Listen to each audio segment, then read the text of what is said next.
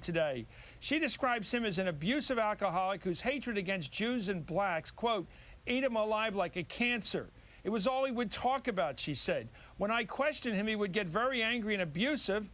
She asked her name about abuse. He used to make the statement that he was going to go out with his boots on. I took it to mean that he wasn't just going to lay down and die of old age, that he was going to go out and try to take some people with him.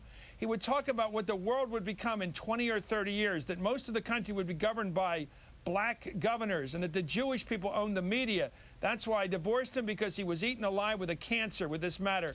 Joan Walsh, this is a political action today by a far-right extremist. I just wonder what's in the water, what's in the air as we speak. Well, I wonder, too, especially in the wake of the murder of Dr. George Tiller, who performed abortions, another really unhinged right-wing nut job. And I want to be very careful here, Chris. The only people responsible are the people who pulled the triggers. Unless we find out that these guys had help, that might be a different story. But from what we know now, the people responsible are the killers. However, I don't think you can deny that there is a rising climate of right-wing hate, a lot of it directed at Obama. You and I go way back to the beginning of the campaign, and the level of craziness. He's a secret Muslim. He hates America. He wasn't born here. Now, this guy, Von Brunn, he was one of the birthers. He didn't believe in Obama's birth certificate, and he was constantly online agitating about that. There is a very disturbing and disturbed element of political discourse, and I would throw in Rush Limbaugh, not blaming him, but when you say that our president is more dangerous than Al-Qaeda, you've gone off into crazy nut job land. You are off the charts crazy, and you are whipping people up. If he's worse than our mortal enemy, Al-Qaeda, who killed thousands and thousands of Americans, I don't know. Where do you go after that? It's awful. Let me go to Susan to check that. In terms of, you're a serious reporter as well as a person who's lived in this country like I have and Joan has, and we've seen the 60s had a certain zeitgeist to them where, well, violence was in the air, right and left. Lee Harvey Oswald was a man of the left.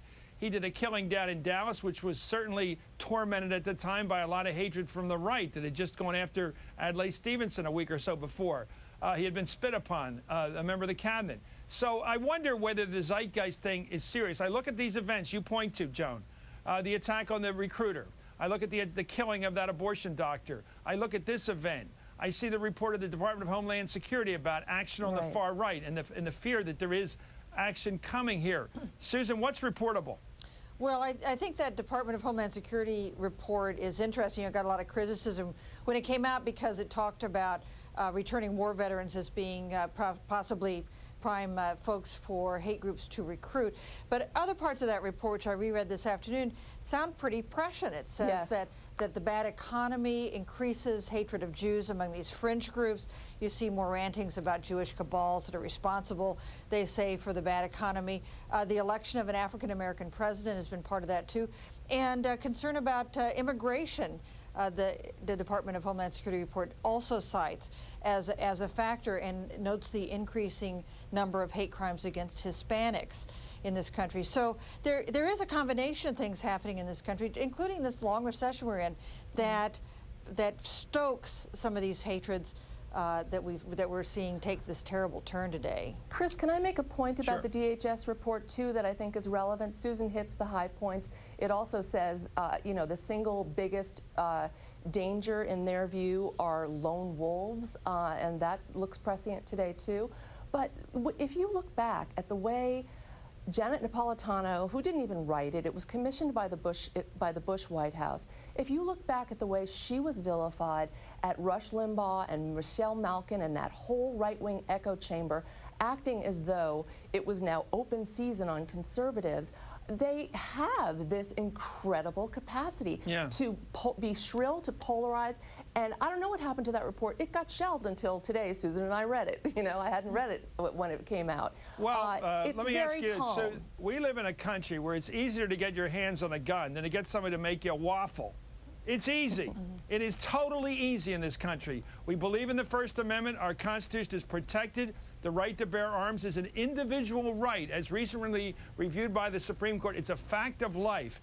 You put together the prevalence of guns in this country, the easiness with which someone can engage in gunplay, in gun smoke in this case, where people can be killed. It doesn't surprise me. I wonder whether in a free society, violence is always going to be part of it if guns are available and people are allowed to walk into places like the Holocaust Museum. You can always, Susan, the guy who's standing there at the perimeter, this fella Johns who got killed today, the guy at the perimeter is always going to get shot because that's the only way you stop a person. And that's why every time you have a federal facility or an establishment facility in this country, the person who's out there on point defending that facility can't be protected. That person's going to get shot.